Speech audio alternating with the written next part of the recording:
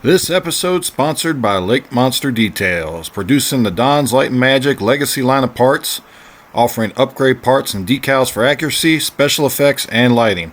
Visit www.lakemonsterdetails.com and make it glow. Also sponsored by GCals, producing aftermarket replacement decals and custom quality graphics for your favorite spaceships. Visit www.gcals.company.site and add some personalization to your sci-fi models today. Also sponsored by Mask Design, boldly going where no masking kit has gone before. Take your model to the next level of detail and accuracy with a masking kit from Mask Design. Visit Mask Design on Facebook or click the ordering link in the notes below the video.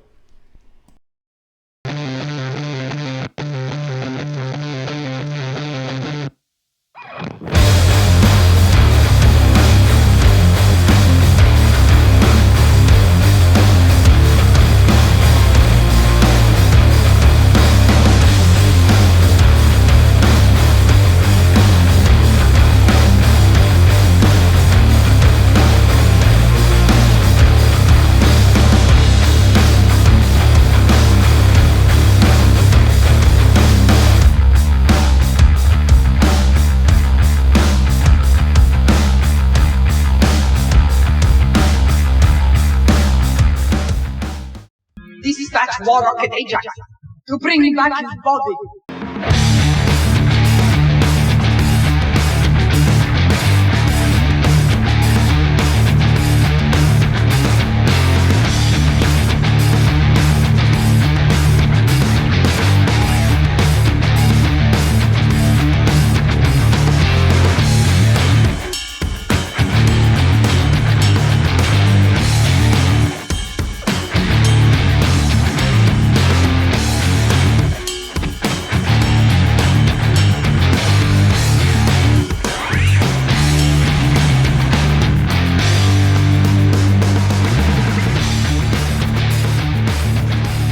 Hey, what's up, fellow model heads? Will here. Welcome to the Engine's Chair. So, this episode we are going to get some major progress. We're going to get the model to the point where we're about ready to seal it up.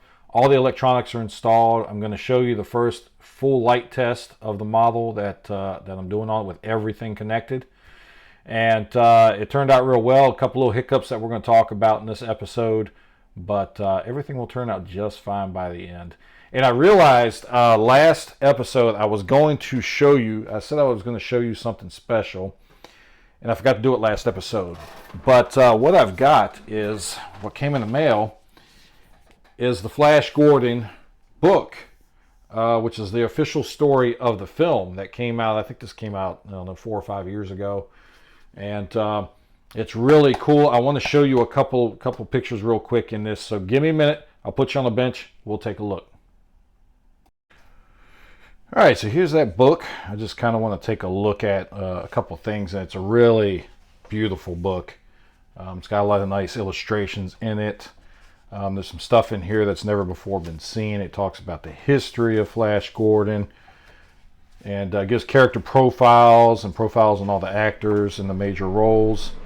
And it's a really nice book. I'm glad to have this. This will sit behind my War Rocket model once that gets done. But the one thing I wanted to really take a look at was they do have a couple of behind the scenes images of the War Rocket as a model. And that's, it's really cool that they built full scale models of some of these. And this is kind of a really cool model too, or well, it would be if there's a model for this. I might have to look and see if there's one for this, because that's kind of a cool.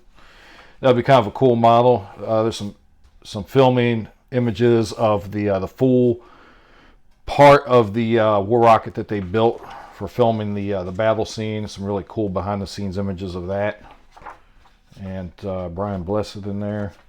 But I should have marked this page, but what I'm looking for is back here. There are some pictures of well, here it is. This is what I'm looking for right here. So there's some pictures of the War Rocket. There's one picture in particular of where it's being built, And the one thing I was interested in seeing, that was interesting to see, is that it actually has panel lines engraved into it. At least they look engraved based on the picture. And I don't know that y'all would really be able to make this out. But there's that picture. I can't really get a good image of it with glare, without glare on it. But there's that image of it under construction in, I guess, the workshop. And that was pretty cool to see. That it looks like they actually had panel lines engraved into the model itself. So that was neat to see. And there's some other images. It looks like they may have used two different models, because if you look at it, if you look real close at these pictures, on the top fin here, this part that sticks out, there's a bottom bevel to this. And on this picture, the bevel's further back, and on this one, the bevel goes all the way up to the tip. So I'm kind of curious if they had two different War Rocket models. But irregardless, they, from what I've read in this book, by all accounts, all these models were just trashed after the movie was done. They were all burned. So supposedly none of these models survived after filming, which is a shame. But yeah, so there's some pretty cool pictures in this book. I just wanted to share that real quick. It's worth picking this book up if you're a Flash Gordon 1980 fan. Then definitely pick this book up, because there's some really cool images in here, some cool behind the scenes shots, some stuff that I wasn't aware of, some stuff that was apparently some deleted scenes that were filmed, or some that weren't filmed but were storyboarded, and they give you the storyboards on those. So a pretty cool book to have. I just wanted to show that real quick about the panel lines in the original model, and that it looked like there were two different models used, but I could be wrong on that. One could be they did at one point completely redo this model, because the original model that was being built wasn't suitable for filming, kind of like they did with the Enterprise refit model in Star Trek The Motion Picture. It was being built, and then they realized it needed to be bigger, so they rebuilt it and scrapped the original one. So that could be what this is here, but I don't know for sure. But anyway, pretty cool book. But now we've taken a look at that, let's go ahead and get back into the build. All right, so I've been working on the lighting effects for this, and I've been working on getting the SMDs run for these cannons for the front here, and you can see I've got these two here. Let me see if I can bring this down a little bit, and if this autofocus will focus in. And I can't get very good light on it, but you can see the two cannons firing there. And once I get these painted, right now they're kind of, you can see them showing through the plastic there, but once I get those painted in black and light blocked, you'll see the light coming out the tips of the cannons. I'll put just a little dab of UV resin on the tip there, just to bring the light out a little bit more, so it's viewable at a wider angle. But you get the idea there. I mean, it's going to look good. I'm not doing this with a effects card. Basically, what I'm doing is, as I mentioned, I have a AT Tiny 85 programmed with the same effect as for the strobe on the wings, but I've got these setups where it looks like these are just firing random, and the same thing on the other side. And that'll be activated by a push button. Let's see if I can get my camera back in position here now. That will be activated by a push button. When you hold it down, it'll fire the cannons. And I've also got a sound effects card on the way from Adafruit that I'm going to load sound effects on, so that when you hold that button, it'll also make sound effects for the cannon fire.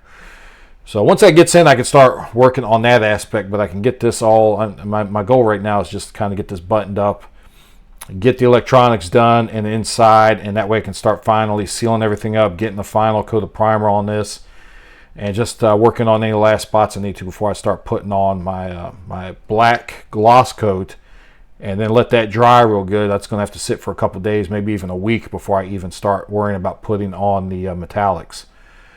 But I did run into a snag though.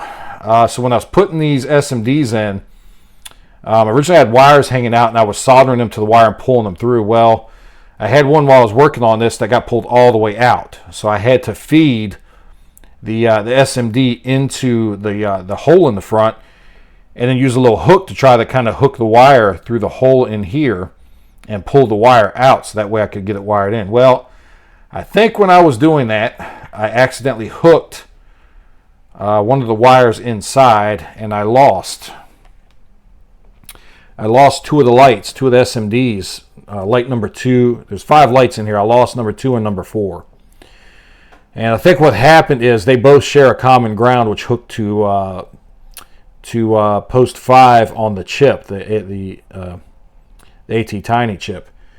So they both share a common ground. So I think I broke that ground wire inside the wing here, and of course there's no way for me to get to it unless I tear the wing apart, and I'm really not trying to do that. So I think there really were only 2 options. One was to cut a hole in here and try to find the wire where it was broke and repair it. The problem with that is by cutting in here, I could also cut other wires and could do more damage than good. So I don't really want to do that. The other option, which is what I think I'm going to do, is drill a hole through the bottom of the wing where the SMDs need to go in here, and make a trench on the outskirts just along the edge of the wing here, because I know that the wiring runs more towards the center here and comes out right about here. So if I stay towards the outer edge of the wing, I should be good to make a trench there as deep as I need to, and just rerun 3. I just need 3 wires. I need 2 positive wires, 1 for each light, and then they share a common ground, like I said. So I just need the ground wire and 2 positives. So I think what I'm going to do is drill a hole. And the reason why I'm saying doing it on the bottom is because the bottom is just a smooth, the bottom of the wing is just smooth, whereas the top has, the top actually has all this detail, and I don't want to mess that up trying to do anything with it. So I think it's better to go in through the bottom and trench this bottom out, and then drill a hole into the inside here, and then that way I can just rerun my wires. So that's the plan. That's the only thing I can really think of to do, because like I said, I'm pretty sure I broke them up in this little cavity area in here where I was trying to fish these SMDs through for the cannons. So give me a little bit. I'm going to work on that, and I am going to tape these back, because what I did to prevent that from happening again was I got a piece of tape, and I just taped them to the wing like this. That way they won't get pulled back into that, back inside like that again. I won't run into that problem. So I'm going to have to take a little bit and work on that. So give me a little bit, and I'll see, hopefully, fingers crossed, that works. And we'll come back and find out here in a little bit. All right, well, that took a couple hours of intense work, a lot of reworking some stuff. I had to redo my my connector, my chip connections here, because they were just coming apart. So I think I'm going to seal these up with hot glue again before I close up the model, just to make sure they don't come loose. But I went in and just replaced the whole chip holder there, because it was just coming apart. So fixed all that, and everything's wired back in. I've got the you can see the trench where I filled it in with the putty, and that's going to have to sit and dry for a while before I can start sanding on that. And that's probably going to take a couple of rounds of sand and putty to get that back. But you can see my chaser lights are back, so I'm glad that worked out. The only issue is that the new SMDs I got are just a little bit warmer of a white than the other ones that are in here still. So I contemplated replacing all of them, but I really don't want to go through tearing everything out and rewiring it. So I can live with it. It's a slight different. I don't know if the camera's picking it up. There's a slight difference in the shade there between the new ones I put in and the ones that were already in there. But I can live with it. It's not that big of a deal. You see how this one's nice and bright. It's a little bit brighter. It's supposed to be warm white. It looks to me like almost a regular white. And then this side here is a little bit warmer. So like I said, I can live with it. It's not that big of a deal. I'm just glad that I got those chasers back, because it was a real bummer when I noticed that those 2 weren't working. In the process of replacing those 2, I broke the leads on another one, so I had to replace 3 on this side. So there's 1 of the original at the beginning and the end, and then 3 new ones in the middle. So it'll work out. But I've just about got this front part worked out. I've got to do, probably at least another round of sanding on here. Actually, I may have to put a little putty right here. I noticed there's a little depression here. And once I get that and get this worked out, I can start looking at getting all this wiring in and getting this kind of sealed up so where I can start to do the final putty and paint, because I really want to get this ready to start laying paint on it by I'd actually like to be doing it well before the end of this month, which is April, because Wonderfest is the end of May. So I need to get this rolling and start getting some paint on it. But I've got the base just about worked out. I need my M3 Max in order to print the base, because it's too large for my Mono X, and I don't want to do it in FDM. So I've got a part coming in. I ended up having to replace the whole UV lamp underneath. So I'm waiting for that part to come in from Anycubic. Hopefully it'll be here next week, and then I can start getting that base printed. We can start taking a look at that as well along with this. So, but let me get some more work done on this, and we'll come back and see where we're at. All right, so you see I've got, let me turn this overhead light on. You see I've got that wing patched back up now. It's pretty smooth. I got to put a coat of primer on it and see how it's looking. It might need a little more sanding, but that repair worked out fine. Let me plug this in and take a look at it. And you can see it there. It's back working on both sides now. So real happy with that. Now I got everything installed. All the electronics are in. The lighting is in. I posted a full light test on my YouTube channel, on a couple of Facebook channel, and on or my Facebook page, and also posted on a couple of Facebook groups that I use. But I'm going to include that in this video for those of you that don't do Facebook. So we'll take a look at that, and while you're watching that, I'm going to put a primer coat on this, and we'll come back and take a look at it. All right, here's the first official full light test of the War Rocket Ajax. All the lights are installed and are connected now, and it's finished up. You can see the red lights on the fin, on the front, on the back.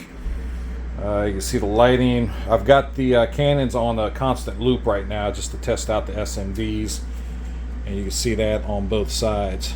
I've got those just firing constantly right now just to do kind of a burn in and to check out, make sure they're functioning right.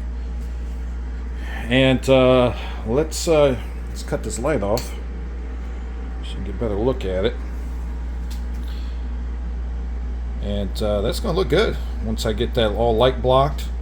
Obviously I've got light blocking to do. You can see it, light coming through, light bleed in quite a few places, but that's because I'm still working on a little bit of sanding here and there and some more priming. And once I get that all sanded smooth and ready for the final touch, I'll put a black enamel coat on here, let that sit for a while, and then I'm going to start working on my golds, my metallic paints.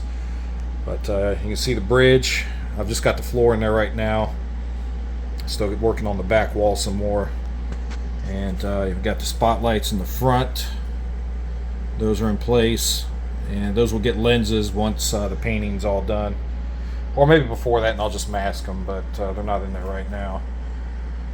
I got those spotlights, if I can focus on that wing, right there beside the cannons. There's spotlights right there. There's another one on this side right there. You can see those are lit up. My wing tips have that strobe effect, and then they flash at the end in unison with the inner wing light here. So that's working out real nice. Same thing on this side. We've got that working. We've got the engine effect going in the back here. It's a nice glow, a nice effect. That was a simple solution that I used for that. If you didn't see how I did that, make sure you check out the build videos. But turning out real nice. Real happy with it. I'm in a good spot right now. Here's the galley lighting. You can see I still got to put the railings in there, but this galley wall just in here temporarily, just to show you what it's going to look like with it in place. And that turned out real nice. I'm real happy with that. But yeah, so I'll have this ready for Wonderfest this year, so looking forward to seeing everybody there. And check out any future updates on my build videos I put up. So until next time. Alright, so that repair is complete. You can see it's been painted. And both the wings are nice and smooth now, nice and even across it. Took quite a bit of filling and sanding to get that done. But turned out nice. Everything's working on it properly now. I've got a couple little things I'm working on here where a little bit of that one part was sticking out and uneven. So I've puttied that, and I'm going to come back and sand that. And I've got a couple little areas I'm working on doing some forming to, as far as rounding the edges of these wings together. And it looks like I might have a little more sanding to do right on this end of the wing on the top here. This one probably same spot. But other than that, the body's pretty much good to go, except for those couple little areas where I did a little final fill on it. And she should be ready to start doing some paint hopefully next episode, get this painted up. I did start working on this part, but I'm gonna have to sand a little bit because I accidentally bumped this bottom edge here that messed the paint up, so I'm gonna have to sand that back down. And there's a little bit of an uneven spot that didn't become, let me see if I can get this to pick up on camera. I think you can see it on the camera right there. There's a little bit of an uneven spot that didn't become evident until I started putting the gloss on it, and I hope that doesn't become a big issue with the overall model of spots like that not showing up till I put the gloss coat on it, or the high gloss black finish on it before I start working on the metallics. But other than that, it's looking pretty good. I'll have to do a little more work on that piece, and hopefully that'll be ready to start working on as well next episode. And that's pretty much where I'm at, guys. I'm going to keep working on this and getting this ready for some paint. And no big updates this episode, but we did reach a good milestone, which is getting the electronics finalized. And you can see these all kind of broke off, and I'm just going to let them lay there because I don't want to run the risk of breaking these and trying to glue these back in place, and then the glue sticks to the wire and then it breaks the wire when these break off. So I'm just going to let them hang there until I'm ready to do the final assembly and start painting all this, and then I'll put them back together, do a little bit of quick spot putty work on them, and they should be good to go. But other than that, I think it's turned out really nice. I am looking forward to getting this done. I finally have the part to fix my printer on the way, and it's got to come from China though, so it's probably going to take a week or two to get here. And once I get my printer fixed, I can start working on getting the base for this printed up. And I've got something really nice worked out for this. I think everybody's going to appreciate it and like it. So, but I do need that larger resin printer to print it. So once I get that fixed, I can get that printed up and start working on that and start putting the electronics together in that.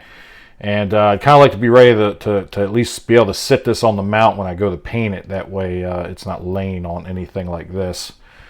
But anyway, guys, that's pretty much it for this episode. I don't think this was a terribly long episode, but I appreciate everybody for tuning in. Thank you, everybody, for watching and subscribing. If you haven't subscribed already, please hit that subscribe button below. It costs you nothing, but it helps me out tremendously, especially with my sponsors. And speaking of sponsors, shout out, as always, to my sponsors, Cass over at Lake Monster Details, Gus over at G-Cows, and Gary over at Mask Design. Links for their websites and ordering forms are always in the notes below the videos. So please show them some love, pay them a visit, and get some stuff, some good stuff for some models. But again, thank you everybody for watching. Till next time, keep modeling.